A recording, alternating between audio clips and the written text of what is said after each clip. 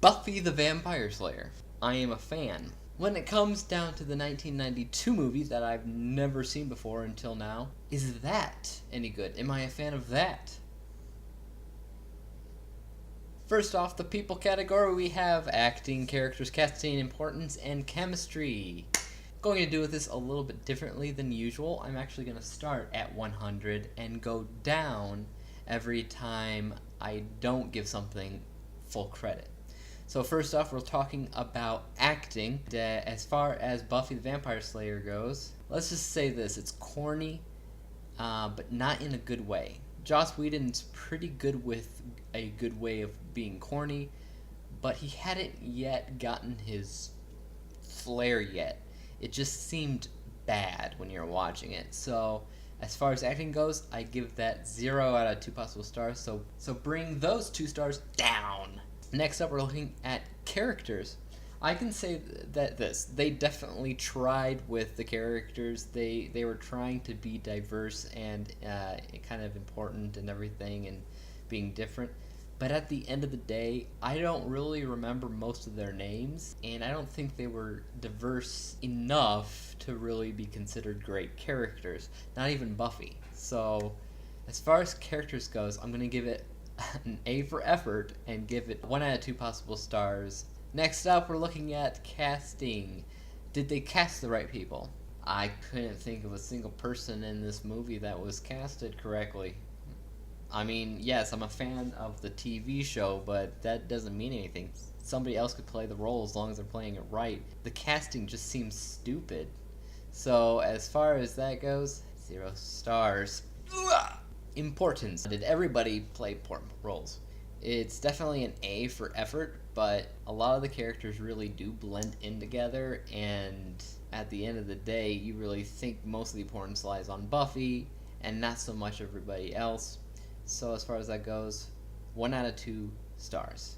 Next up, we're looking at chemistry. How did everybody work together? It was okay. Nothing in the movie really shouted out, hey, they work super great together.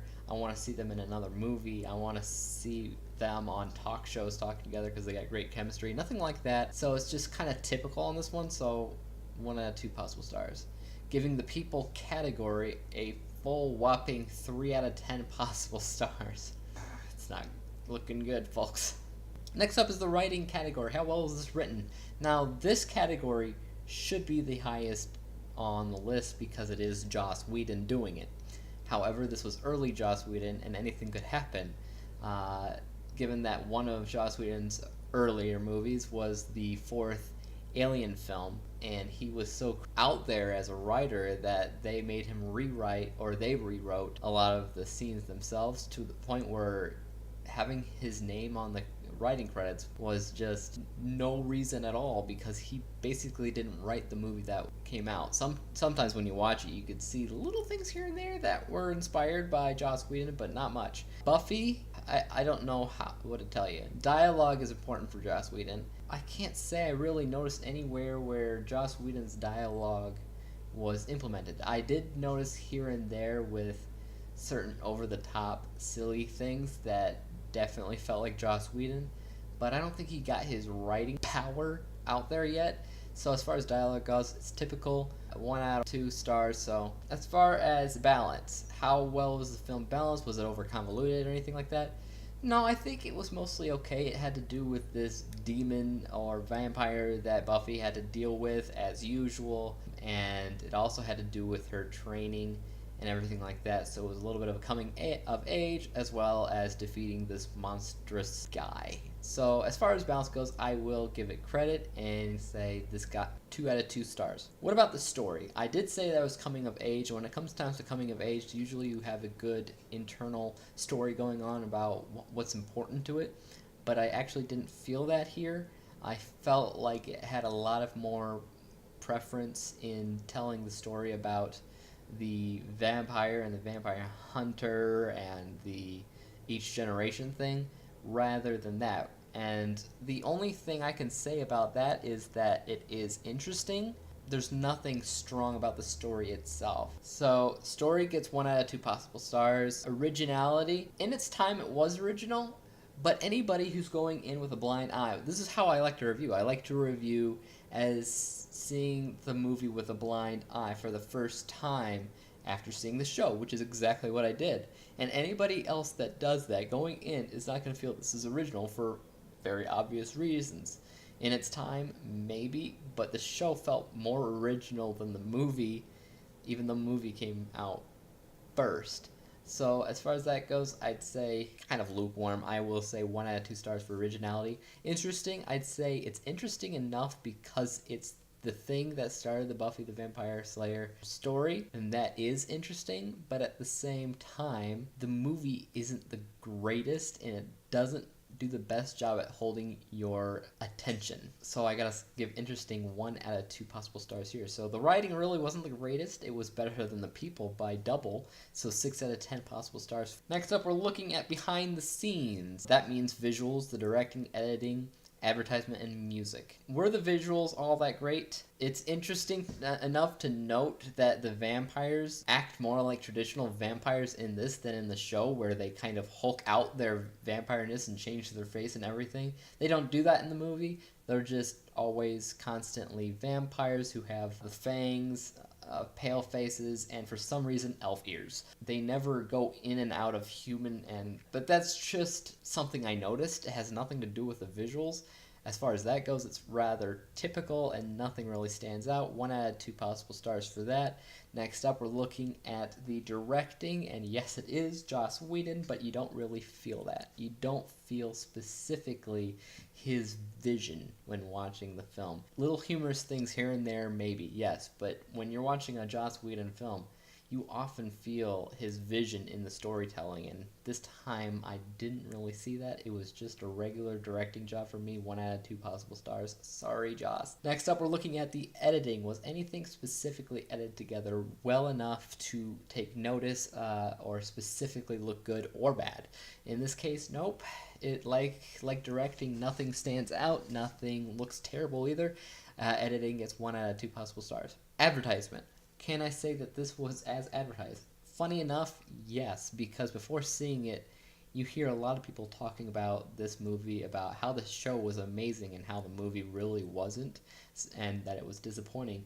As far as the advertisement goes, a big chunk of that was expecting something disappointing, and it was as advertised, so I have to give it 2 out of 2 possible stars for that. Next up, music. I love the soundtrack in Buffy the Vampire Slayer and the Angel series. I think they're both really good. However, I didn't notice anything in the movie that stood out. I mean, yeah, sure, it's got a soundtrack that keeps the theme going along in the movie, but that's really about it. So I have to say 1 out of 2 possible stars. That means for the BTS category, we get another 6 out of 10, so we remove 4 stars. Next up, we're looking at the narrative arc category, the structure here. Does it follow a narrative structure? That means the introduction, the inciting incident, the obstacles, the climax, and the falling action.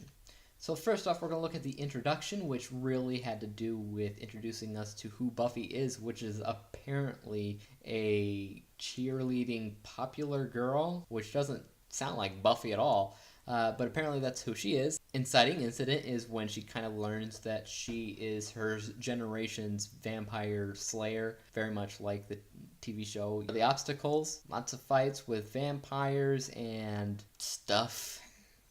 Climax was a culmination of everything else, so yes, that was good as well. And the falling action, does it calm things down and bring it to a new norm?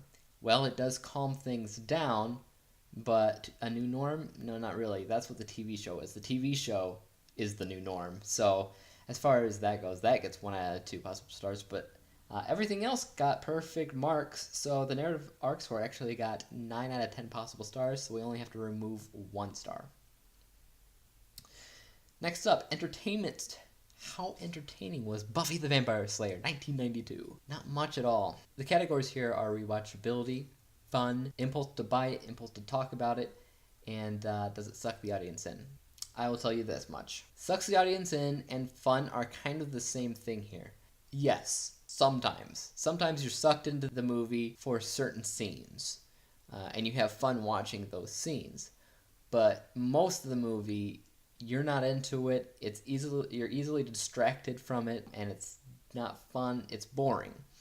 So fun and sucks the audience in only get half points of 1 out of 2, while the rest of them gets 0. I don't care to rewatch it. I'm not gonna buy it. I don't want to talk about it with anybody other than what I'm doing right here. So really, the entertainment score gets 2 out of 10 possible stars. So that means we have to take out 8 stars.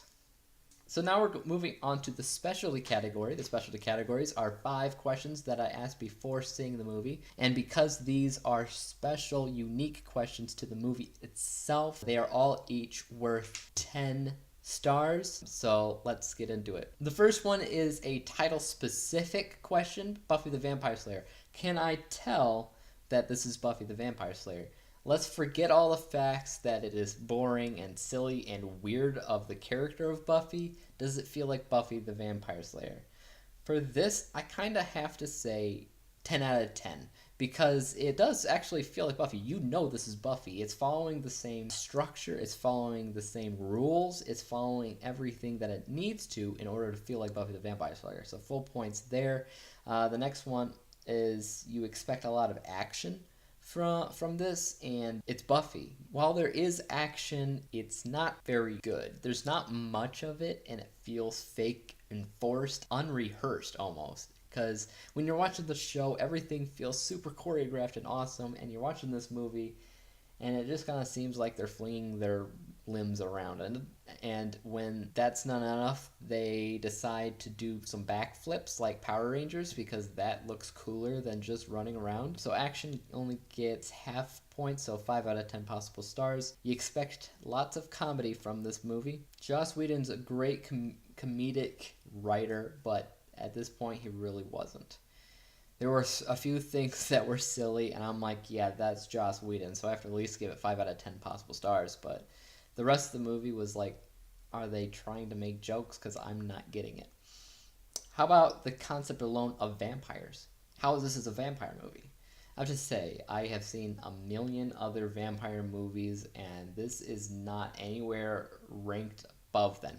However, I will give it slight points because they gave it a little bit more effort to making the vampires look more traditional in this than the TV show, which was interesting, surprising, and I personally wonder why they didn't keep that process instead of making it so the vampires look human in Buffy until they vamp out, which is kind of weird. It was always kind of weird to me, and the makeup always was weird to me. So as far as that goes, it was interesting enough. I will give that 5 out of 10 possible stars. Finally, was this movie halfway decent? Did they do everything that they wanted to do? Did it come out as they wanted? And for that, I have to say probably not. It was a step in the right direction, but especially now with the huge fan base that Buffy has, it's hard to say if this really works for them because it's so not what they're used to. But you can tell it is Buffy, and you respect her origin story here. So I have to give that half points as well, 5 out of 10 possible stars, because you can't ignore that kind of thing.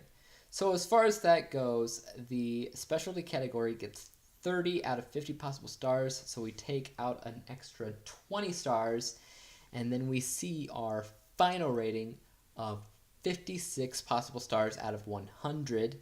That's 56%, or if you want to round it up for a rating on things like IMDb and Track TV, that would be 6 out of 10. Which basically means it's not the greatest. It's not the worst movie I've seen by far, but it's also nothing I really care to see again. I like the fact that I saw it, but I'm not watching it again. So if you are a fan, a big fan of Buffy, like I am, check it out. It's not going to hurt anything. But if you only saw a few episodes that you liked of Buffy, you really don't have to see this movie. I mean, even the fans don't need to see the movie. It's just an option. So, peace out. See you guys soon.